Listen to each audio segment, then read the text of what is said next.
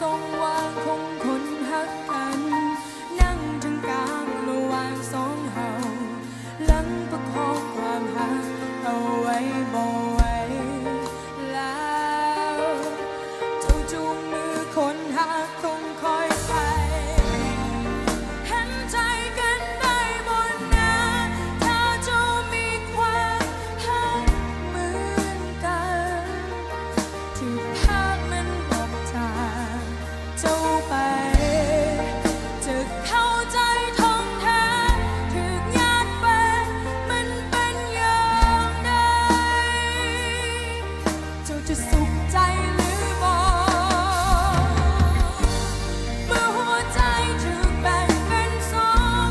ประคองหักเอาไว้บ่อยู่คิดจะสู้แต่ก็สาไป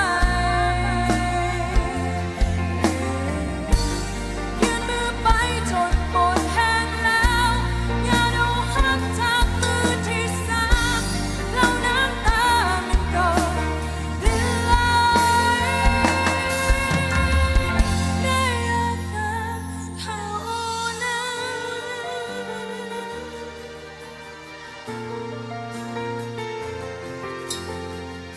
ความสุขของเจ้ามันคงจะเป็นการญาติแฟนคนอื่น